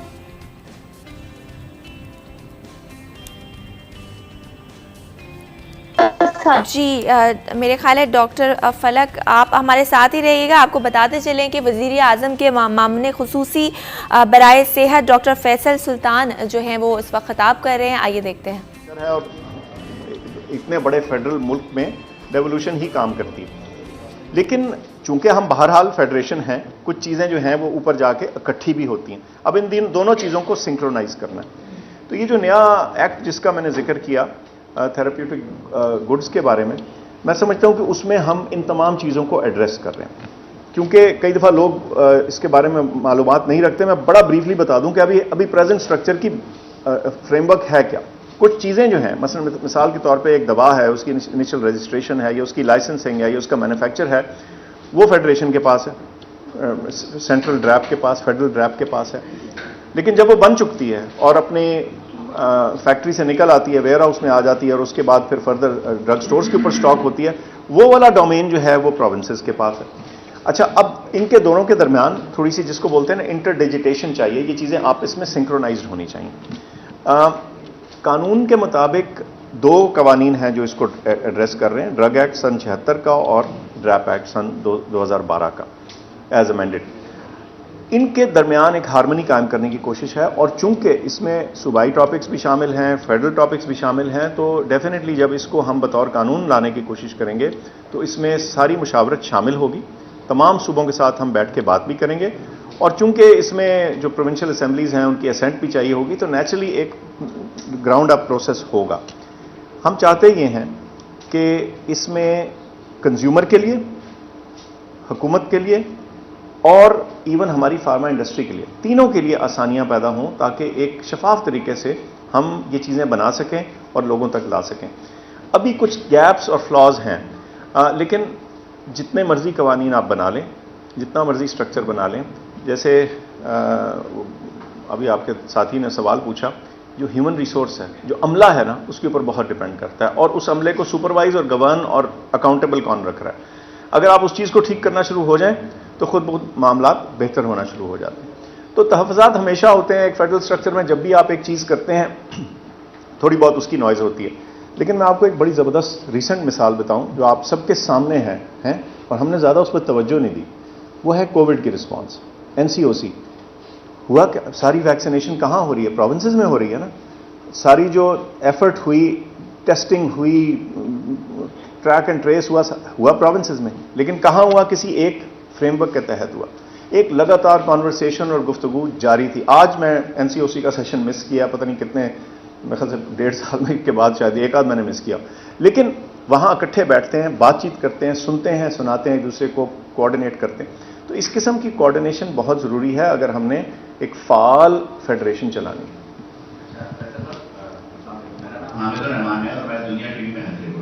मेरा सवाल है कि एक तो ये आपने NLE और एंटी ड्रग्स की बात की, डॉक्टर भी इस पर एहतजाज कर रहे थे NLE पर, और जो एंटी ड्रग्स पर सिंध गवर्नमेंट ने कब से तहफ़्फ़ुज़ात के दाखिल क्या क्या हम अपना टेस्ट खुद जो है वो कंडक्ट करेंगे, एक चीज़। दूसरा, दवाओं के हवाले से बताइए कि जब पिछली गवर्नमेंट थी तो कीमतें बढ़ती थी तो आप लोग एहतजाज करते थे, और अब कीमतें बढ़ी तो पिछली गवर्नमेंट जो थी, जो भी है सियासी जमात, ये सियासी मसला है या कोई जेन्युइन इशू है जो कीमतें बढ़ाई जाती है? शुक्रिया जी। दोनों चीज़ों का मैं आपको जवाब देने की कोशिश करता हूँ। PMC को पहले ले लें। देखिए, किसी भी हुकूमत की, जैसे मैंने पहले अर्ज की कि एक जिम्मेदारी है बतौर रेगुलेटर कि उस फील्ड के अंदर आपकी रेगुलेशन जो है वो ऐसी हो कि आप पब्लिक को कॉन्फिडेंस दे सकें कि भाई जो चीज़ हम आपके सामने लेके आ रहे हैं ये एक मेयार के मुताबिक है। आपका बैंकों का रेगुलेटर कौन? State bank. उसकी जिम्मेदारी है कि बैंकों को रेगुलेट करे। मैं और आप अगर एज बतौर डिपॉजिटर जाते हैं तो क्या हमारे डिपॉजिट को किस तरह प्रोटेक्ट किया जाता है, उसको कैसे इन्वेस्ट किया जाता है, उसके कवानीन है, उसका एक रेगुलेटर। इसी तरह हमने ड्रैप का जिक्र किया। अब जो मेडिकल का रेगुलेटर है, मेडिकल और डेंटल प्रैक्टिस का और तालीम का जो रेगुलेटर है वो PMC, साबका PMDC। इसमें इसकी सारी मंतक में, सारी सोच में, इस स्ट्रैटेजी में 3 हिस्से इसके शामिल थे। एक ये कि वो प्रोडक्ट जो सिस्टम में आ रही है, वो बच्चे, नौजवान जो ख्वाहिशमंद हैं डॉक्टर बनने के, डेंटिस्ट बनने के, उनका एक मिनिमम मेयार हो। और ये हमने कोई अलग से इजाद नहीं किया, सारी दुनिया इसमें एंट्री से पहले एक चेक मांगती है, देखती है कि वो बच्चा या बच्ची जो इस प्रोफेशन में आ रहा है, क्या वो 5 साल की रिगरस पढ़ाई सहारेगा, क्या उसने एकेडमिक अचीवमेंट इतनी कर ली है कि वो उसको कंटिन्यू कर सकेगा। और फिर ये तो लाइफ लॉन्ग लर्निंग वाली प्रोफेशन है, सारी ज़िंदगी आपने पढ़ने और इम्तिहान देने, मैं इस उम्र तक दे रहा हूँ। तो इसलिए आपने एक बेसिक टेस्ट और चेक लेना। उस सिलसिले में जब लिया गया ये MD कैप, तो उसमें से तकरीबन 1,95,000 नौजवानों ने रजिस्टर। जी, वज़ीर आज़म के माउन ने खुसूसी बराए सेहत डॉक्टर फैसल सुल्तान जो थे वो इस वक्त ख़िताब कर रहे थे, प्रेस कॉन्फ्रेंस कर रहे थे, आपने देखा। और प्रोग्राम का वक्त भी हमारा अपने अख्ताम को पहुंच गया है। और इससे पहले हमारे साथ मौजूद थी डॉक्टर फलक, उनका भी हम शुक्रिया अदा करना चाहेंगे कि उन्होंने हमें वक्त दिया। कल फिर मुलाकात होगी कुछ नए मौज़ूआत के साथ। तब तक अपना और अपनी सेहत का बहुत ख्याल रखिएगा। अपनी हो ज़हरा रज़ा को दीजिए इजाज़त। टेक केयर, अल्लाह हाफ़िज़।